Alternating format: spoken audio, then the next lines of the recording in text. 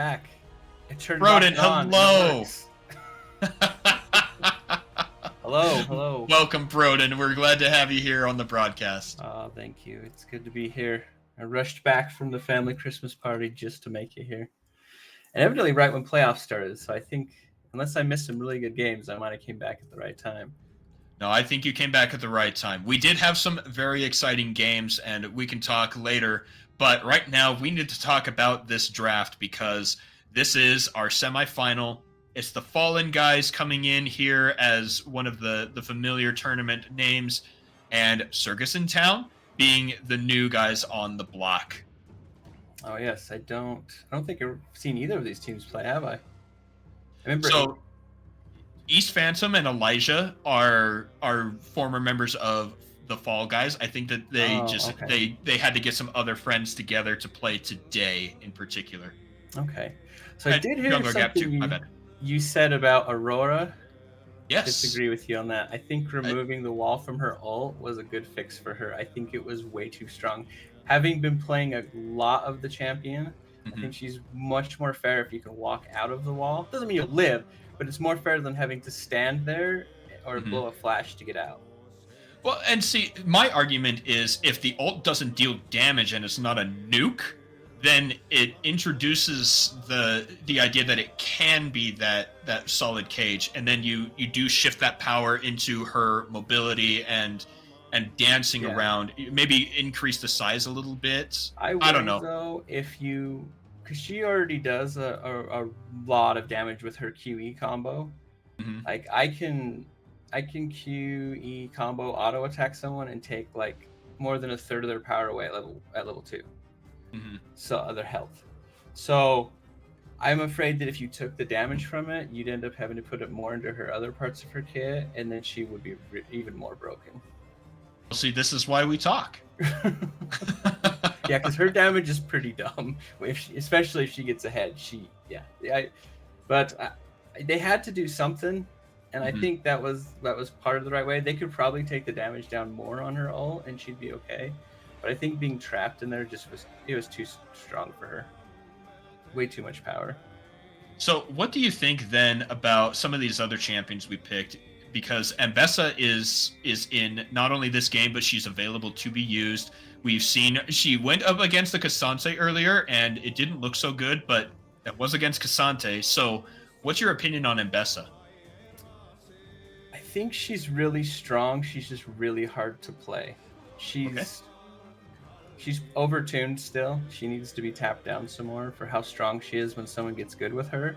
Because she's a champ. If she's ahead, she dives your back lane, and you can't get away from her. Like, flashing doesn't necessarily work, especially if she's resetting autos on you. You kind of just die.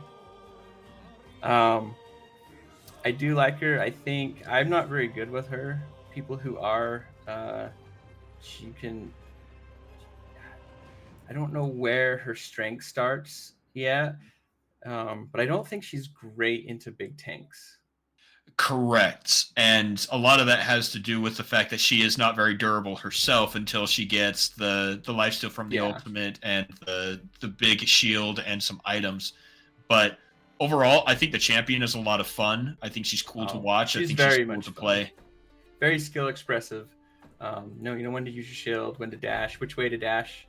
Because sometimes you don't want to dash in and hit. You just want to poke them with the dash and dash away so they can't return, and you just whittle them down until you all in them and they can't get away from you and they die. Right. So that's a similar playstyle to Cassante, right? You throw those and Tofo strikes down until you can get the knockback into the W stun and then drag them across the wall and stuff. So again, expression. Yeah, his durability though makes it so he can kind of just stick on you a bit more and beat you up. Where I think if you in the matchups with her, you kind of want to do a little poke and run. You don't want to totally all in until you know you can kill them, from what I've been told. Like, so I haven't played a ton of her, but from what I've been told, people who do play her, you want to whittle them down with the pokes, and then when you know you can win the fight, you all in them and they can't get away from you. Well, we'll see if that works against the Camille. We are on the Rift for game number 1. Well, rather, our first semifinal leading into the finals for our December tournament. Let's see the love in the Twitch chat here. FNG win versus CIT win. Proden, I'm very excited. I haven't seen Circus in Town ever. And seeing three members of the Fall Guys come in, I know that that's going to be exciting. I love Piercing Light as a name, especially playing the Lucian in the mid lane. It's just so exciting, and I couldn't have asked for a better semifinal to cast. It is an interesting set of champs we have here. Um, I don't know if I like the Lucian though. I feel like if he doesn't snowball, he's gonna get one shot by Aurora. Mm-hmm.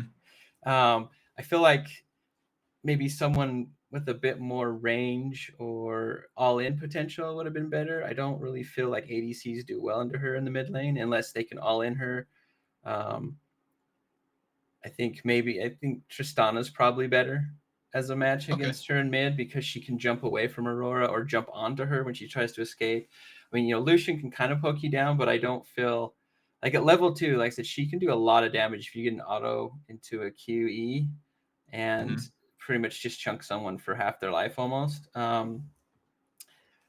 But we'll see how it goes. I mean, it's not a matchup I normally see mid, so it could be better than what I think. But that's just my opinion on it based on the games I've played.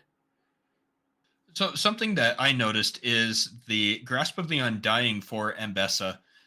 One of the things that I noticed when she was first released and I was able to play around with her in the practice tool was just the versatility of the builds you can have with Ambessa and what isn't strong. So if you build extra tanky like this, you're still going to be really mobile. You just won't deal a whole lot of damage. But the fact that you'll stick is super frustrating. So Those I'm trades are curious to see so how that good. goes. Hmm? Yeah, I am too. I kind of like it because you definitely want to poke more when at the start. So if you just get one auto and get out, that's kind of how you want to play her early. So it's interesting, to see just the poke and boom, get out, or to go out, go in. But And I there don't it know. is. Yeah, I find that interesting how they're playing. Like just the poke in and out. Oh, do I go in? Can I safely trade one more time, or do I just immediately get out and can't be followed? Right. 3 minutes in now. We've got a few waves in. Jungles are almost completely cleared. The Yoshiji on the Briar able to get up to those Krugs a little bit faster than East Phantom on the Jax. But our first engage here, Jungler Gap goes onto the Sly Pie, gets caught there with the Deadly Flourish. Apollo keeping him secure.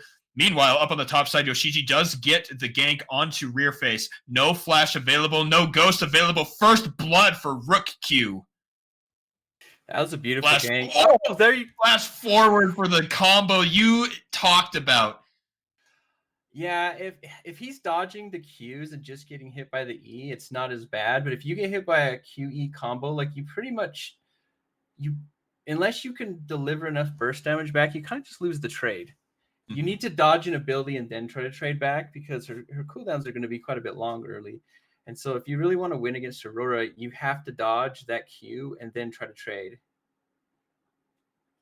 Speaking of dodging, Apollo and the Sly Pie are really doing a good job. Oh, hold on. East Phantom is here. He does not land the Counter-Strike stun. Apollo flashes away from the bandage toss. Bandage, or rather, Gapped jumps away as well with his flash.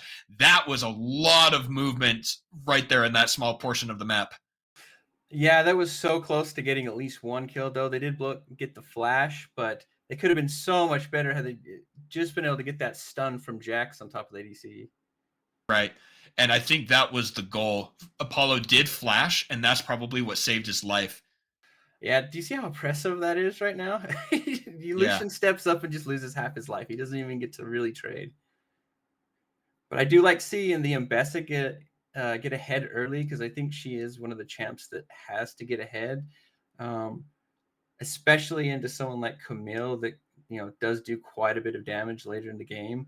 I feel like if you get behind in this matchup, Camille probably just chunks you down, and there's not a lot you can do about it. Mm-hmm.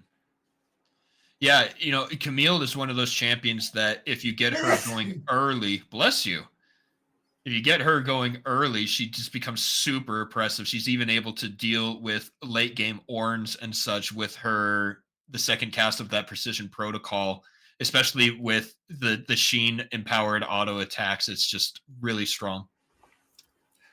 Yeah, I like the ward that they have up on the top middle of river, the blue ward. That's helpful for Lucian to be able to know where that jungler is, because and that feet girl is super oppressive. Yeah, Apollo get caught with the bandage toss again. A nice satchel charge to keep him close. Ignite is down, but it doesn't matter Oh, because in the mid lane, Okama Hayazu does pick up a kill. Elijah is getting low. The Sly Pie might get caught. Apollo is down to like 80 health. Rear Face is in some serious trouble. Yoshiji jumps in. They get the combo, and that's a kill for Rookyu, now 2-0. Elijah got the kill onto Apollo. Jungler gapped, wants to go in onto the Sly Pie. Stunned underneath the turret, and the kill given over to Elijah. That's a double, but does Gapped go down too? He does! But yeah. East Phantom takes a Drake. Oh, nice amount of plates taken off the top too. That's going to give Mbessa quite a bit of gold. Plus the kill again. That might be an unplayable lane right now. I know Yi on my college team, like, even if he dies early, if he gets a 2-kill lead, it's kind of like the lane is just a feast at that moment. He just will kill the other top laner like on respawn over and over again. So Mm-hmm. this could be a pretty doomed lane right now for rear face. Probably going to need to just try and farm safely, push the lane, get and stay back to collect XP. I just don't see right now, until maybe some team fights when you can lock down somebody and have the rest of your team deliver that damage off of Mm-hmm. your ultimate. But for right now, I think the lane is over. Elijah's caught as well. Jungler Gapt joins him there. They're going to farm up that minion wave and keep themselves relevant. A little bit behind there in the CS department. East Phantom coming in to try and fight a little bit. Only level 5 on Jungler Gapt, but the second Nice bandage move, toss Apollo. just to the left. Fancy feet right there. Good sidestep. Rear face in onto Okami Hyoza. Cannot jump away. In comes the Briar onto rear face, but it's a 1v2. Yoshiji does get the knockback, wants to go in onto Piercing Light as well. Diving underneath the turret. Rookyu is here as well. Yoshiji underneath the turret, and that's a huge swing for the Fallen guys. East Phantom wants to go in onto Rookyu. Gets the leap strike. Oh, counter strike, in fact, is dodged out because of the Ambessa E, but they are still fighting. Rookyu goes in onto Piercing Light. He dodges away with the Relentless Pursuit, but Rookyu gets the kill anyway. Underneath the turret, he will survive. Sly Pie taking the Q so that Apollo doesn't die. Elijah getting the satchel charge to knock him just a little bit lower. They take out the turret plate, but then they have to back out. Those 2 kills for rear face was huge. Still behind by with the level and the gold difference by about 1,200 gold. With the level difference plus the gold, but that actually makes this game playable for rear face. I mean, being down 2 kills plus the level disadvantage would make it unplayable. But I think now rear face might be in a place that could really make some moves around this map, get some plates, maybe actually put pressure on Bessa. I think that's just great for rear face to be able to get back into this game, make a smart play mid, and roam down. We got 10 kills in our 9 minutes in traditional PLC fashion. These teams understand the tournament that they joined, and it's just crazy. Yeah. Do you see how this lane is now that she's ahead? Mm-hmm. Like, it's just so hard. Look, he eats pretty much the whole Coling still out trades almost. Just with the EQ combo. She just does so damage, especially when she gets ahead. And see, that's why gonna have a rough time. That's why I thought that taking the damage off the ultimate would be okay. It seems so unnecessary to have that be a damaging ability as well. Yeah, I just don't know what the compensation would be for it. I mean, I could see taking more damage down, but fully making it non-damaging ability, I think it would really weaken her too much.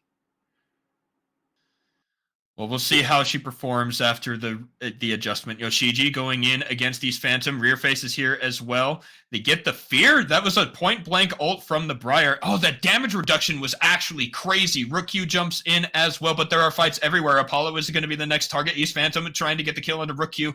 In comes Piercing Light, but he is followed by Okami Hayaja. East Phantom flashes to try to get the kill onto Rookyu, unable to do so.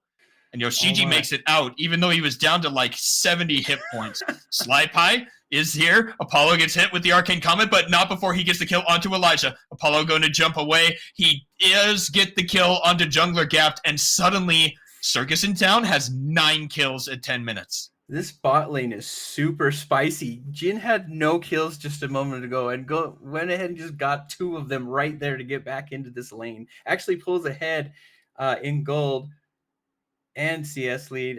Just really, really nicely played down there on the the edge of a razor is what they call that when you're. Yeah. Sly Pie might be in Oh, some trouble. Elijah wants to get him with the Q. The bouncing bomb does not land. Elijah gets another auto attack. He doesn't have the Mega Inferno bomb yet. Sly Pie does dodge out the last bouncing bomb. little greedy staying that long though. You definitely got to go back. Either push the lane as fast as you can, or just sacrifice the minions because you can't die there, or it's just going to be even worse. And I've Mm-hmm. noticed them playing on those really low health bars like that multiple times down there, and they have been punished, but that time they get away from it. Okama Hayazo does, it's just, we'll call him okay. Okay makes it out. Okay. these these freaking guys. Okay. The hardest name I ever had to cast is something I don't even think I can say anymore. It was Omae wa mo yeshinderu or something like that. Yep. Don't ask me to say that. It's from a meme. There's this anime. It means you're already dead. You just don't know it yet. And when I said I didn't know, it doesn't matter. Hold on. Piercing Light has to flash. No, we're good. Okay. You Yeah. can invest ult too. Yeah. That one was down or is down now. Anyway, it was hard to say. People made fun of me because I didn't know what it was, and I've never remembered it. You've noticed each team has definitely chosen which objective they want to go for. So we've got six scrubs on Circus and 2 dragons on. Oh, the ult just misses, and 2 dragons on the other team. So, this is really good for the Fallen guys. Okay, goes down. Jin ultimate is there. Gapped is going to get slowed. Yoshiji is going to pick up that kill. Sly Pie there to make sure it happens. Nice little trade in the mid lane, though. I do like probably the grubs on Circus more than Fallen. How do you say? What is it? Fallen. The Fallen guys. But Fallen Apollo guys? gets a nice force shot and just kills him. Just point blank. Because with Ziggs, you have a ton of tower pushing already, and you're not really gonna have a hard time getting towers down. But Jin's pretty slow at taking towers and objectives, so I definitely think the grubs by Circus is a good choice in the early game here. But it does put them 2 dragons behind, so they're definitely gonna have to be watching to contest these dragons and get it set up. Use the strength of their. I mean, I don't know. All their lanes are pretty strong right now, so they should be able to easily contest any dragons. Q is going to get caught here in the Hextech Ultimatum. Jumping away, Ignite is in, and that is the kill. Ew! Rook even threw the ultimate trying to save himself for just 1 extra second, but shut down Gold over to rear face and a nice gank from Phantom. Yeah, look at the gold difference in the top now. It's double digits. It's really turned around from that early game, even with the 4 kills on Mbessa. I like this push here to get the Rift Herald on the side of the Fallen guys. Ooh, Elijah was spotted on that ward. A good use of the Satchel Charge to keep Apollo from dealing the damage too. Piercing Light is going to get rooted there by the Sly Pie, charmed and stunned by Yoshiji. In goes East Phantom, stopping Yoshiji from furthering the engage. Not enough damage to stop this Yoshiji on the Briar. It's crazy. Able to land the ultimate, and that's another kill. Just I fight don't after know fight. why more people don't play Briar. I've seen her a bunch in my games recently, and she's ridiculous with her healing and auto attacks. Like, she jumps on you, and unless you got turbo jets in your shoes, you're just never getting away from her. She just runs you down and just slaps the crap out of you and heals the whole time for all the damage you're doing. And that's what I was just going to point out is look how healthy she is now after fighting someone instead of not. It's just insane. Yeah, it's crazy. She's definitely a champ you have to build healing reduction against, but I don't even know how much it helps with all the healing she does. Mm-hmm. She's just crazy. I don't know. I really like her. If I was a jungler, I would probably main her because I don't know. She just is super interesting to me that she attacks you with her feet and flies around the map, around. I don't know. She just seems fun and really snowbally. I did play her once, or I guess it was 2 games. I played her with some friends, and fun is indeed the word I would use. It was a good time.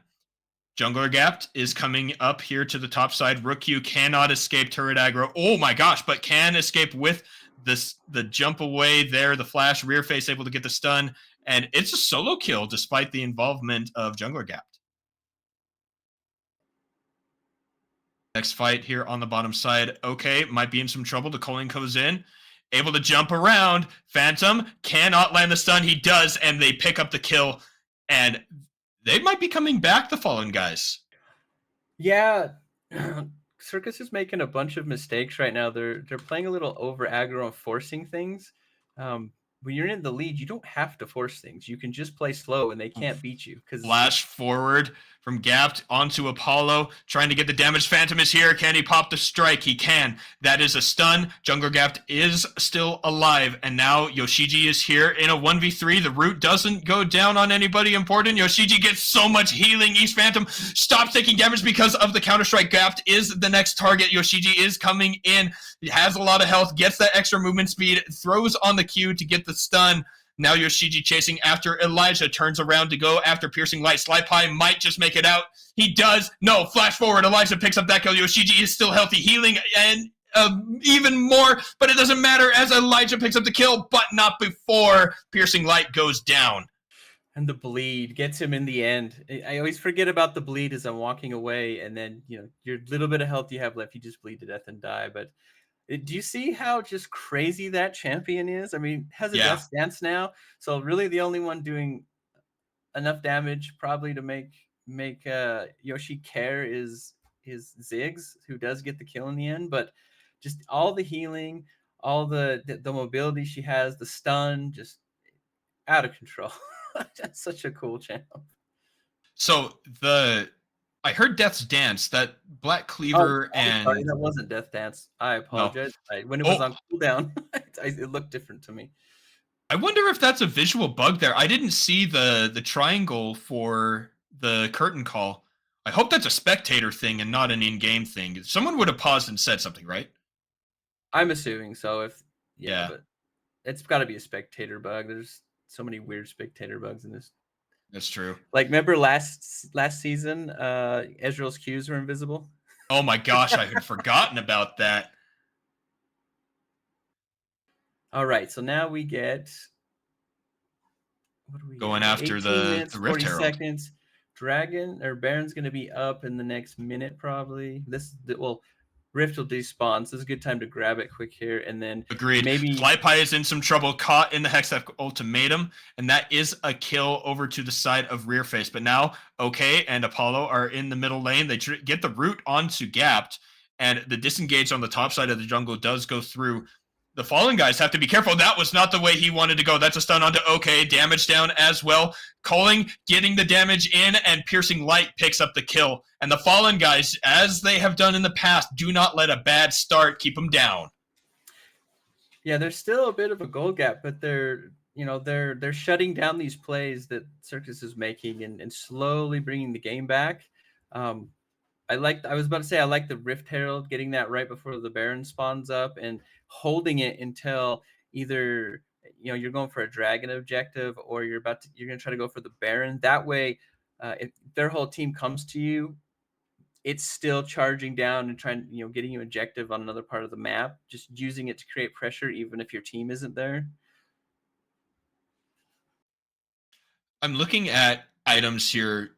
I like counting. I did some casting with a guy who told me you should have a core item about every 10 minutes. But we'll get to that in a minute. Rear face is in some trouble, but Gapped is here. They stop Yoshiji. They get him with the Curse of the Sad Mummy, but in comes the Sly Pie ultimate from Elijah helps as well. Yoshiji is still so healthy. He does go down, but so does a member of the Fallen guys. Rook Q is the next target. East Phantom picks that one up. Teleport is here for Piercing Light. Jumps forward, throws down the entire Culling. The Sly Pie is very low, but it He does pick up the kill. That is a 3-for-1 trade in favor of the Fallen guys.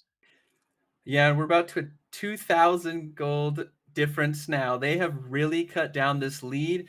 They've been I need to catching watch for people that out left and teleport. right. Their team is rotating around the map a lot better. Double ult here from the side of Circus in Town. 2 kills already gone down. 3 now. Rear Face is left alone against 2. And that was a another kill. That was a 4-for-0 trade after losing the fight. I think I cast her Kirsten when I said that they were cutting the lead down because they put it right back to where it was at when I was saying that. Oh, Wow. Yeah, and then man, yeah, right as I think the game is actually turning back towards slowly, it just gets put right back to where it was at just a moment ago. Well, and it goes right back to what you were talking about. The only reason that worked was because Aurora deals so much damage. Just walked up and nuked 3 of them. Yeah, I've never used this particular build, so it's interesting to see that she still does a ton of damage with a different build that I don't normally play. So I do think That is good to know. That Baron was a little, little too quick. 20-minute Baron. Their whole team is up. Well, at least 4 of them are in the area. You're getting that debuff from Baron. Nobody's like super tanky this early unless you're just massively snowballed and you have a big tank. But there's Mm-hmm. not a tank on the team, so nobody really has resistances right now.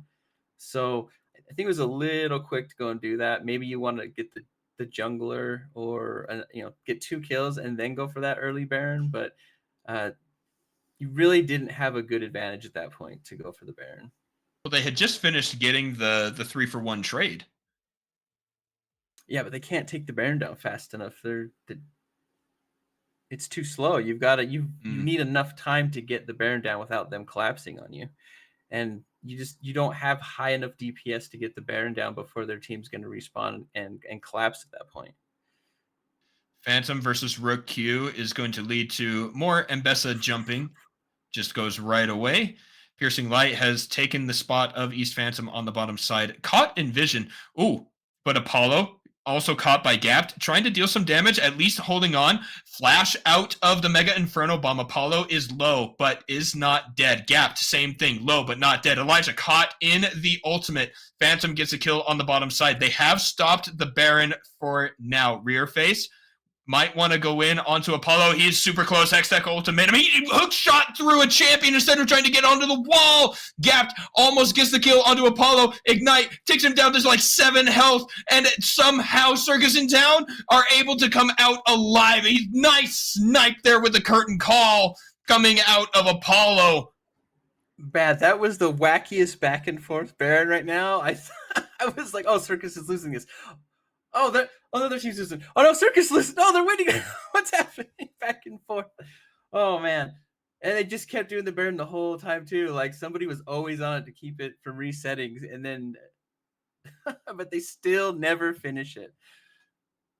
That was super crazy. Yeah, these Barons, this is running me of some Dignitas. Just really crazy Baron calls. Well, what else is super crazy? I think Rearface wants a redo on that. He missed the hook shot. He just shot the projectile straight through Apollo instead of hitting the wall to jump on him. And that feels so bad because it would have completely changed the fight. Yeah, he probably would have killed at least 2 others before he died had he done that, because he would have killed the one, and then it probably immediately turned around and started fighting one other and not just been standing there immobile for that moment taking all that damage.